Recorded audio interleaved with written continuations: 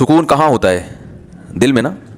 Scientific تو دماغ میں ہوتا ہے, میں بھی اس گہرائی میں نہیں جا رہا, کیونکہ بہت سے نا لوگ بیٹھے ہوتے کہتے ہیں بھائی یہ تو دماغ کی ساری, دل کا تو کام صرف پمپنگ کرنا ہے. تو شریعت نے تو ہر چیز کی نسبت دل کی طرف کی ہے نا. دل میں سکون, دل میں غور و فکر کرو, تو اس کی کیا وجہ ہے یہ ایک الگ ٹاپک ہے. ابھی میں اس پہ چلا گیا نا کہ بھائی اسلام نے دل کو کیوں متوجہ کیا کہ ان کے سینوں میں دل نہیں ہے یا ان کے دل سخت ہو چکے ہیں. سخت تو اصل میں ان کی کھوپڑی ہوئی ہوتی ہے, دماغ سخت ہو گیا ہوتا ہے, اثر نہیں ہو رہا ہوتا. تو وہ ایک الگ بات ہے, اس کے میں اشکال کے جواب دے بھی چکا ہوں, ابھی میں اس طرف نہیں جاؤں گا. لیکن عام محاوروں میں نسبت دل ہی کی طرف ہوتی ہے. بھائی ہم نے تمہیں اپنا دل دے دیا, اس کے تمہارے دل میں اس کی محبت نہیں ہے. تو اس محاورے میں آپ کی دل سے جو مراد ہوتی ہے میری بھی فی الحال وہی مراد ہے, تاکہ بات آگے چلے نا. تو سکون کا محل کیا ہے؟ دل. خوشی کا محل کہتے ہیں جگہ. خوشی کس جگہ پہ ہوتی ہے؟ دل میں ہوتی ہے. غم کہاں ہوتا ہے؟ دل میں. کہنا تم نے میرا دل دکھا دیا, تم نے تو آج میرے دل کو خوش کر دیا. تو انسان صبح و شام سکون کے لیے کوششیں کرتا ہے, خوشی کے لیے کوششیں کرتا ہے. تو خوشی کے لیے انسان کی جو کوششیں ہوتی ہیں, تو جب ان کوششوں میں کامیاب ہوتا ہے تو خوشی محسوس کہاں ہوتی ہے؟ دل. تو پتہ یہ چلا, دیکھیں انسان خوش ہوتا ہے اپنی محبوب چیز کے ملنے سے, ایسا ہی ہے نا. تو دل کب خوش ہوگا؟ جب دل کو اس کی محبوب چیز ملے گی. دل چاہ رہا ہے یہ کھا لو, کھاؤ گے تو خوش ہو جاؤ گے. دل چاہ رہا ہے یہ کر لو, وہ کام کر لیا تو خوش ہو جاؤ گے. دل چاہ رہا ہے کہ یہ چیز مل جائے, گاڑی مل جائے, مل جاتی ہے تو دل کیا ہوتا ہے؟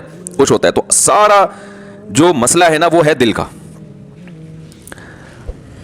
تو یاد رکھیں کہ دل کو خوش کرنے کے لیے یہ ضروری ہے کہ اس کو اس کی محبوب چیز ملے. تو جن چیزوں سے دل کو پہلے سے محبت ہے نا وہ انسان کو ملتی نہیں ہے. ٹینشن والا مسئلہ یہ ہے. آپ کہیں بھائی جو اتنے لوگ خوش ہوتے ہیں ان کو ان کی دل کی پسندیدہ چیزیں مل جاتی ہیں تبھی تو خوش ہوتے ہیں نا. بھائی مسئلہ ایک دل میں بہت بڑا فالٹ یہ ہے کہ اسے اس کی جب محبوب چیز ملتی ہے تو اس کے دل میں اس سے زیادہ کی خواہش پیدا ہو چکی ہوتی ہے. سمجھ رہے ہیں بات کو؟ لہذا یہ پہلی مرتبہ میں تو اس سے خوش ہوتا ہے, اس کے بعد پھر یہ اس سے خوش نہیں ہوتا, اس سے زیادہ مانگتا ہے.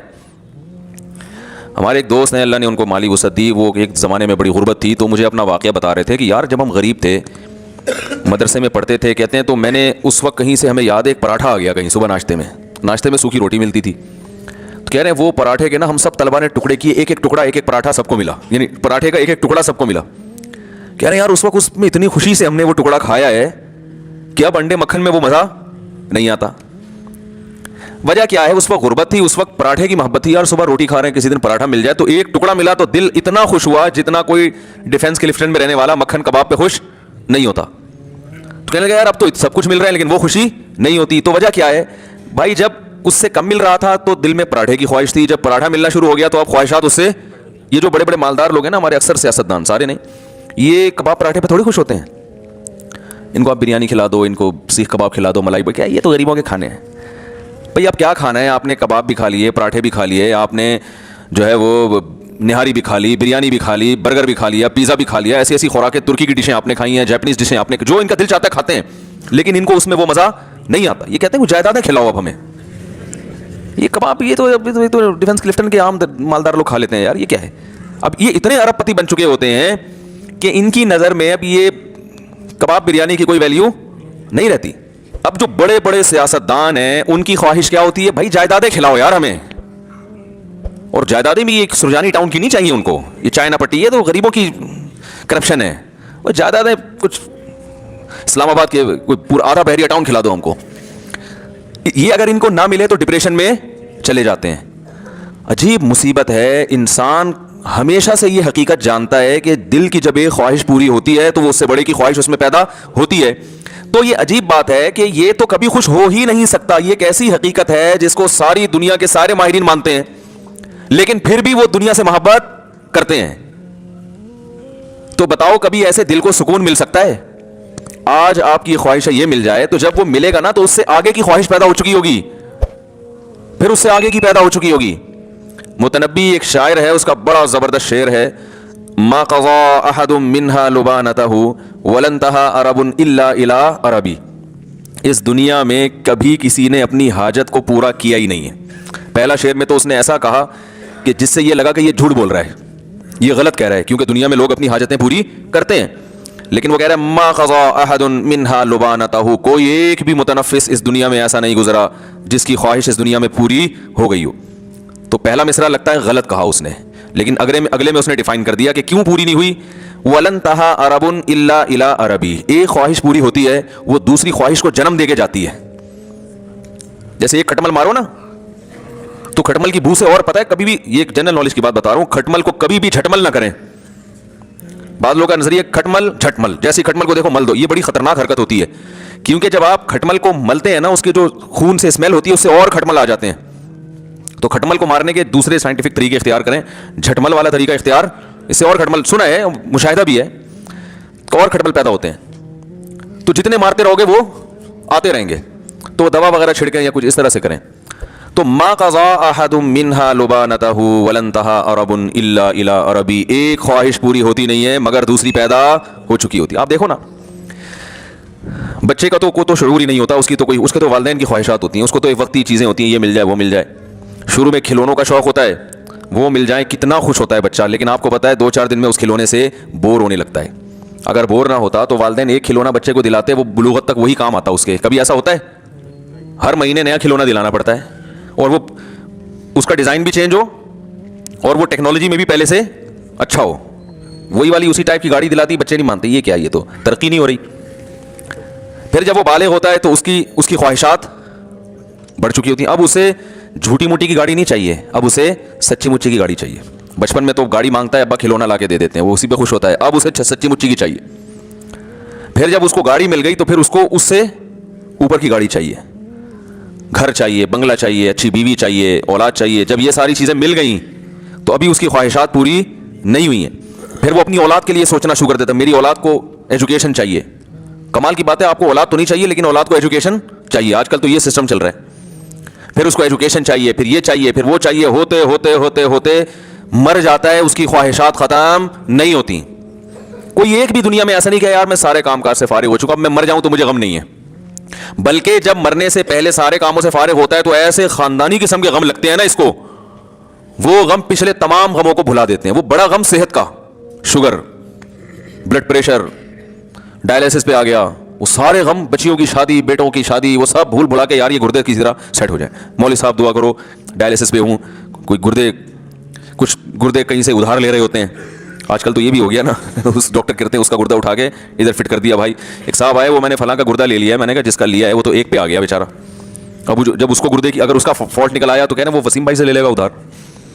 میں نے کہا یہ تو ایسا ہی ہوگا کچھ دنوں میں, پھر ایسے چل رہا ہوگا. بھائی تم ذرا یار 2 گردے ہیں تمہارے پاس, ایک ذرا استعمال. ٹیکنالوجی جس اسپیڈ سے ترقی کر رہی ہے نا, تو میرا خیال ہے ادھار قسطوں پہ بھی ملیں گے پھر کچھ وقت کے بعد گردے.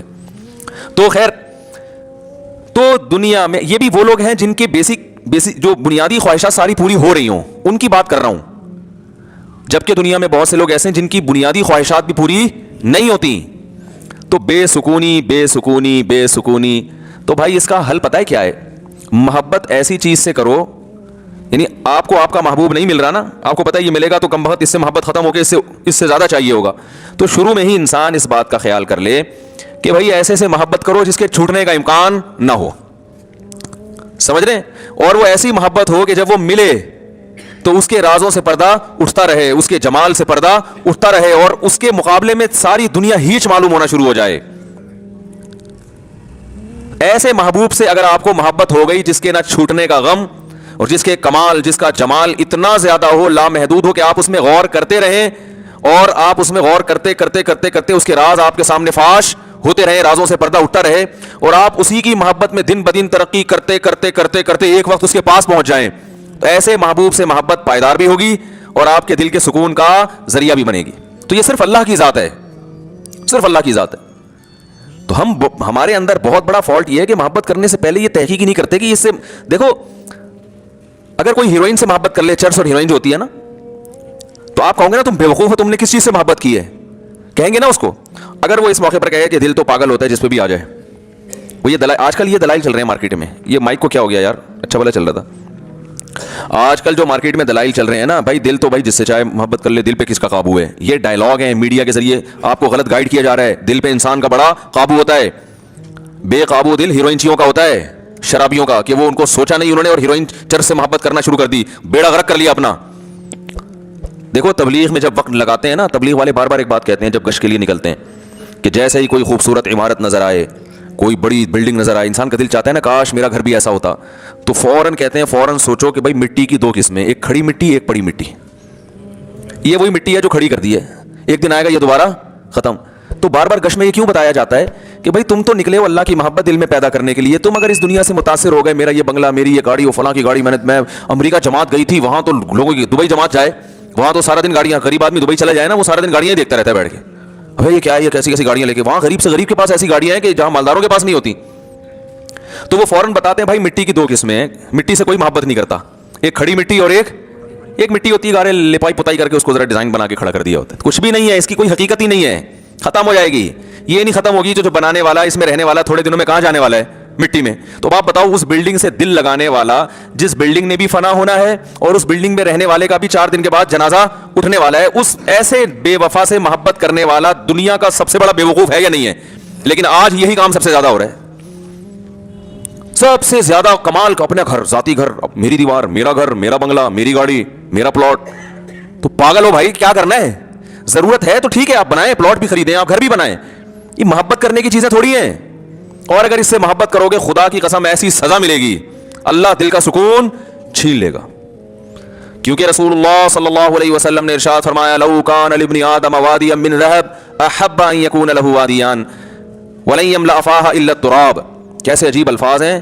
فرمایا انسان, دیکھو کیسے نبی نے مثال بالکل سب سے آخر کی دی ہے تاکہ اس سے کم درجے کے جو دنیا پرست ہیں نا ان کو سمجھ میں بات آ جائے. بھائی نبی اگر مثال دیتے کہ جس کے دل میں گاڑی کی محبت ہے تو یہ محبت ختم نہیں ہوگی, جب ایک گاڑی ملے گی اس کا دل چاہے گا کاش اس جیسی ایک اور ہوتی. تو آپ کہتے ہیں اصل میں گاڑی تو چھوٹی چیز ہے نا, وہ بنگلے کی میں تو بنگلے کی محبت, میرا تو بحریہ ٹاؤن خریدنے کا پروگرام ہے. تو نبی نے مثال ایسی دی ہے کہ اس سے آگے کوئی مثال ممکن ہے نہیں. آپ نے فرمایا کہ اگر تمہارے دل میں دنیا کی محبت ہے, تم چاہتے ہو یہ مل جائے وہ مل جائے, اور اللہ نے تمہاری چاہت کے مطابق سونے کا جنگل دے دیا تم کو, تو پھر انسان فوراً سوچتا ہے یار اگر سونے کا جنگل مل گیا نا پھر تو ہمیں کب کوئی خواہش دل میں نہیں رہے گی. سونے کا جنگل مل جائے, بتاؤ. ابھی تو غریب سوچ رہا ہے یار جنگل کی کیا ضرورت ہے, اللہ سونے کا ایک تھیلا ہی دے دے, ایک شاپر میں تھوڑا سا چند ڈلے ڈال کے دے دے تو بس میرے لیے یہ بھی کافی ہیں. ابھی تو یہ سوچ رہے ہو نا بھائی ایک ٹکیا مل جائے بس, مجھے کوئی نہ رکشا چلانے کی ضرورت رہے گی نہ اوبر چلانے کی ضرورت رہے گی, ایک تھوڑی سی اینٹ مل جائے سونے کی. تو نبی نے فرمایا کہ تم ایک اینٹ کی بات کرتے ہو, تم ایک بلاک کی بات کرتے ہو. نبی نے فرمایا میں اللہ کا پیغمبر ہوں, اللہ کا نمائندہ ہوں, میری زبان سے حق کے علاوہ کچھ بھی نہیں نکلتا. اگر 2 پہاڑوں کے درمیان کا جو حصہ ہے نا وہ سونے سے بھر دیا جائے اور تمہیں گفٹ کر دیا جائے تو آپ بتاؤ ساری زندگی کھانے کے لیے کتنا ہو گیا نا اس کے پاس. نبی نے فرمایا کبھی بھی سکون میں نہیں آئے گا. احبا, فوراً اس کے دل میں ایک اور خواہش جنم لے گی. ابھی تو یہ خواہش ہے 1-2 اینٹیں مل جائیں, لیکن اس کی خواہش اللہ نے پوری کر کے 2 پہاڑوں کو بھر کے دے دیا اس کو. فرمایا فوراً اس کے دل میں خواہش ہوگی اس ایک کے 2 کیسے بناؤں میں. دیکھو نبی کی حدیث پر اگر یقین نہیں آتا نا تو جن لوگوں کو سونے کے جنگل ملے ہوئے ان کے حالات دیکھ لو جا کے, وہ چین سے بیٹھے ہوئے ہیں. ارے اپنے سیاست دانوں کو دیکھ لو, کوئی $5 ارب پی گیا, کوئی $2 ارب پی گیا, تو کیا $5 ارب پینے کے بعد انہوں نے کہا $5 ارب کا تصور کر سکتے ہو؟ ہے بھائی $5 ارب روپے کا تصور ہے کتنے ہوتے ہیں؟ میرا خیال ہے آپ لوگ کو نہیں پتا 5 ارب ہوتے کتنے ہیں. اصل میں اتنے پیسے کبھی دیکھے ہی نہیں نا, تو تصور میں بھی نہیں آ رہے ہوتے. وہ 5 ارب کا مطلب 1 ارب 100 کروڑ, 1 کروڑ کا مطلب 100 لاکھ. او بھائی وہ تو اگر وہ 5-5 ہزار کے نوٹ چائے میں ڈبو کے کھانا شروع کر دے نا, وہ نوٹ ختم نہیں ہوں گے, اس کی زندگی ختم ہو جائے گی. اتنا پیسہ نوٹ سے چیزیں نہیں, ڈائریکٹ نوٹ کھانا شروع کر دیں. لیکن کیا یہ سیاستدان چین سے بیٹھتے ہیں؟ کیا یہ پھر لوگوں کی زمینوں پہ قبضہ نہیں کرتے؟ کیا پھر یہ رشوتیں دیکھے اور مختلف حربوں سے یہ بھی وہ مل خرید لو, وہ مل خرید لو, یہ کر لو, وہ کر لو. یہ تو صبح و شام ہم اپنی آنکھوں سے دیکھ رہے ہیں کہ بھائی دولت آنے سے سکون نہیں ملتا, ہوس ختم نہیں ہوتی ہے. یہ تو ایک حقیقت ہے اور نبی نے بھی اسی حقیقت کو بیان کیا. پھر یہ ہوس ختم کیسے ہوگی؟ سوال پیدا ہوتا ہے. آپ نے فرمایا وَلَن يَمْلَأَ فَاهُ إِلَّا التُّرَابُ, قبر کی مٹی ختم کر دے گی. فرمایا اس کے منہ کو قبر کی مٹی بھرے گی, اس کا منہ جائیدادوں سے نہیں بھر سکتا, دولت اور پیسے سے بولو نا نہیں بھر سکتا. یہ سوچ ہی غلط ہے, یہ انگریز کی سوچ ہے, غیر مسلموں کی سوچ ہے. پیسہ پیسہ پیسہ. وہی غیر مسلم گورا تھا, مسلمان ہوا, لیکن وہ بیچارے کے اندر جراثیم تو وہی والے تھے نا. مسلمان تو ہو گیا, اب اللہ کرے اب تک تو بہت اچھا بن چکا ہو وہ, لیکن نیا نیا ہوا تو وہ ایک چیز زبان سے بولتا تھا کہ بار بار پیسے کا ذکر بہت کرتا تھا کہ بھائی میں پیسے کے لیے کام کرتا ہوں, میں پیسے کے لیے کام کرتا ہوں, میں پیسے. میں نے کہا بھائی یہ مسلمان ہوا ہے لیکن ابھی اس میں جو جراثیم ہے نا وہ پوری طرح ختم نہیں ہوئے ہیں. کیونکہ ساری زندگی پیسے میں گزری. میں نے کہا آہستہ آہستہ سیٹنگ پہ آ جائے گا انشاءاللہ. جب دیکھے گا نا مسلمانوں کو سخاوت کرتے ہوئے, او بھائی ایسے, میں نے تو ایسے سخی دیکھے ہیں, میں کھوپڑی حیران ہو جاتی ہے. اچھے لوگ بھی ہیں, اچھے تاجر ہیں, ایسی سخاوت غریبوں کو کھلا رہے ہیں. مدرسوں بھی اب جامعۃ الرشید میں ایک ہمارے استاد ہیں, انہوں نے دعوت کی, پتہ چلا اندرون سندھ کتنے مدرسے چل رہے ہیں, غریب ہاریوں پہ محنت کر رہے ہیں. ہزاروں ہندوؤں کو مسلمان کیا جو بالکل پست, اور ان پر پھر اپنا پیسہ لگا کے ان کے لیے مدرسے بنائے, ہاسٹل بنائے. کوئی بڑی سے بڑی NGO ایسا نہیں کر سکتی جو ایک ایک فرد کر رہا ہے. تو میں نے کہا جب یہ گورا رہے گا نا تھوڑا سا ان لوگوں میں, تو آہستہ آہستہ اس کی سیٹنگ انشاءاللہ صحیح ہو جائے گی. تو ہم حضرت کا بیان سنا کرتے تھے. حضرت کے بیان میں پیسے کی نفی, حالانکہ حضرت کے پاس خود بہت پیسہ تھا. تو لوگ کہتے تھے اتنا پیسہ ہے اور ہر وقت پیسے کی نفی کرتے ہیں. تو حضرت فرماتے تھے کہ دیکھو کشتی, پانی کشتی کے نیچے رہے گا نا تو فائدہ مند ہے, کشتی پانی پہ چلتی رہے گی. اور اگر پانی کشتی کے اندر آ گیا تو کشتی کو تباہ کر دے گا. فرمایا جب تک یہ پیسہ دل کے باہر ہو تو یہ بہت فائدہ مند چیز ہے. اس سے بڑے کام ہو جاتے ہیں, عزت بھی ہوتی ہے, غریبوں پہ خرچ بھی کرتا ہے, بیوی بچوں کو اچھا کھلا دیتا ہے, دین کے لیے بہت کچھ کر لیتا ہے, بڑی سر اٹھا کے جی لیتا ہے انسان. لیکن اس سے محبت کرنے کی چیز نہیں ہے. جہاں یہ دل کے اندر آیا ہے ڈبو دیتا ہے انسان. اب دل کے اندر آیا ہے یا نہیں آیا, اس کی علامت کیا ہے؟ کیا خیال ہے بھائی؟ ایک طرف کہہ رہے تعریفیں بھی پیسہ بڑا, جو اچھی چیز ہوتی ہے اس سے محبت تو ہوتی ہے نا بھائی. ارے کیا ہو گیا, آپ کو خود ہی سوال ہونا چاہیے نا دماغ میں, جب اتنا اچھا ہے تو محبت کیوں نہیں کریں اس سے؟ بھائی محبت اتنی کریں جتنا اچھا ہے. ہم بہت زیادہ کرنا شروع کر دیتے ہیں.